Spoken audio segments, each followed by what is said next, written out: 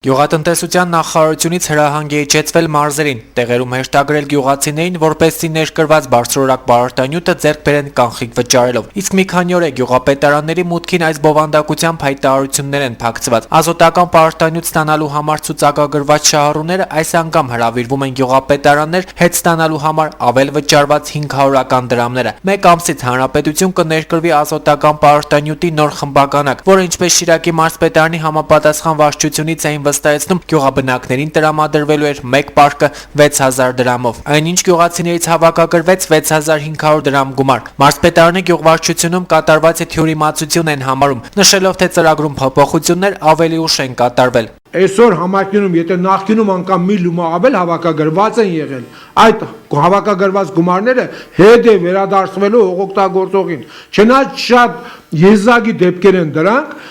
մեկ պարկ 50 կիլոգրամ պարարտանյութը արժի 6000 դրամ, մինչև շահառուին հասնել է։ Կառավարությունը այդ ծախսերն էլ է վերցրել իրանց վրա,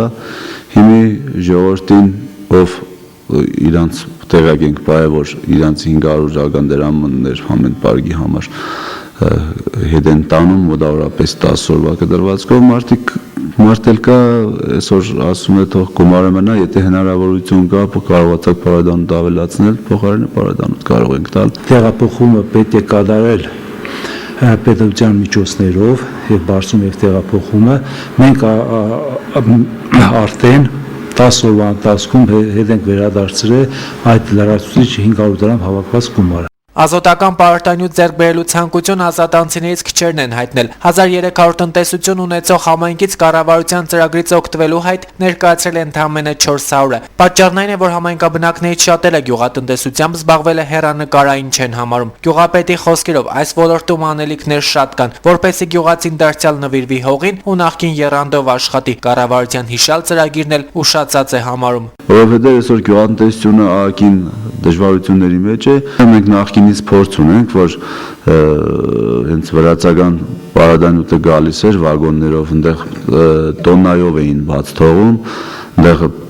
պարկերը ստանդարտ չէին, լինում էին 53 կիլանոց պարկեր,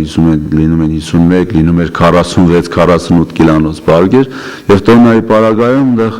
չափաբաժնի տադանումներ էր տեղի ունենում։ Առաջիկա խորհրդարանական ընտրություններով է պայմանավորված արդյոք կառավարության կողմից հաստատված ծրագիրը, ըստ որի սուբսիդավորվելու է թե պարարտանյութի եւ թե դիզվառելիքի գինը։ Շիրակի մարզպետարանի գյուղվարչության պետ Դաշնակցական Մովսես Մանուկյանը նշում է, կառավարության մշակած նոր ծրագիրը դեմքով դեպի գյուղն ու գյուղացին շարքից է։ Գյուղատնտեսության ոլորտը ըստ նրա զերծ է քաղաքականությունից։ Գյուղատնտեսության ոլորտում իրականացվող ծրագրերի շրջանակում քաղաքական ոչ մի նկատառում չկա։ Որի ձևով չի կարելի բնութագրել զուտ քաղաքական ազդ արտալ սրան երանգ տալ, բայց համենայն դեպս իրականում արվում է այն, ինչ այսօր իրականում անհրաժեշտ է գյուղատնտեսությանը, դա հիմի կբնութագրվի ընտրություններ, թե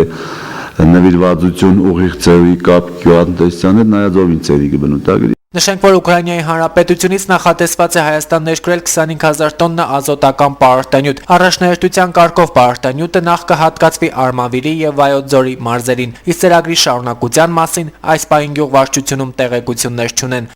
Փայլակ Վարդյան, Մարտուն Գրիգորյան, Գալանյուս։